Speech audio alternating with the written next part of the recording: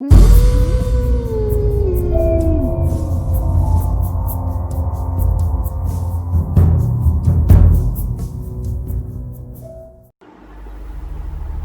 guys, Adrian here. Today I am back with a disturbing campfire story that will keep you up at night. Watch till the end so that you don't miss any part of the story. Camp Killer. The Camp Killer is a scary campfire story about a boy named Mac Tolliver who murdered his parents.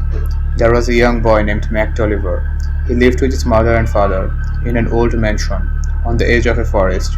The family was wealthy and they owned a lot of land. However, as time went by, the family fell on hard times and the parents were forced to sell their land to some property developers. The young boy loved playing in the forest and he didn't want his parents to sell it. When the deal went through, the young boy was furious with his parents and he went out of his mind. One dark night, he crept into his parents' bedroom and murdered them with a knife. Their bodies were found by the police a few days later. They were hanging from the ceiling, with their throats slit from ear to ear. On the wall, there was a message written in their blood. It read, "You shouldn't have sold the land," and it was signed Mac Tolliver. The boy was never seen or heard from them again. A few years later, the developers turned the land into a summer camp. The mansion where the Tolliver family had lived was still standing, but over the years it had become dilapidated and it was now abandoned. The first summer it opened, two of the campers went missing. The camp counselors organized two search parties to go out into the woods and search for them. Eventually, the missing campers were found, but it was a horrifying scene. They were hanging by their necks from the branches of a tree, and their throats had been sliced open. There was a wooden board nailed to the tree above them with a message on it, written in blood.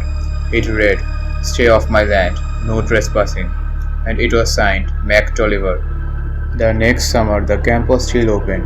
Around the campfire, the camp counselors told the story of Mac Tolliver and how he murdered his family.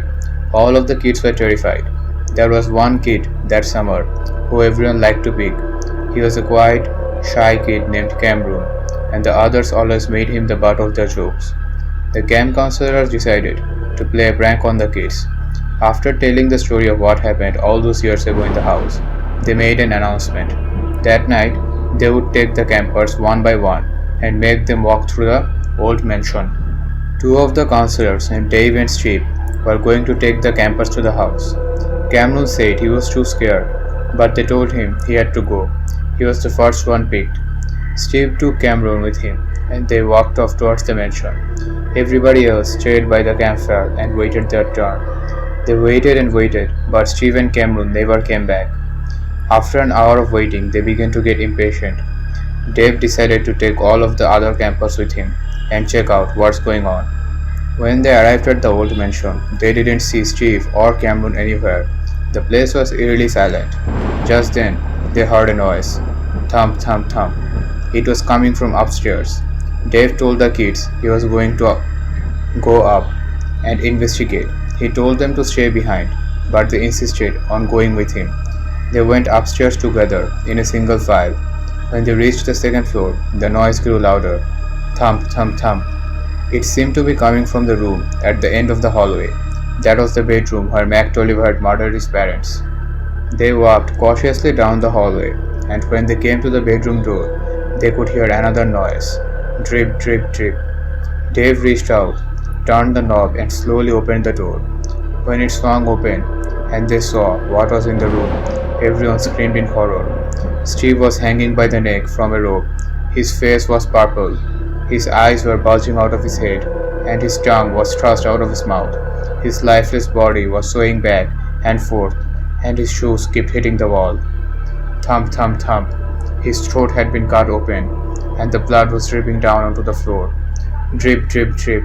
On the wall behind him, scrawled in blood, was a message. It read, "I am back," and it was signed Cam Revilot. Thank you all for watching. If you liked the video, please subscribe to our channel and comment your thoughts about this video.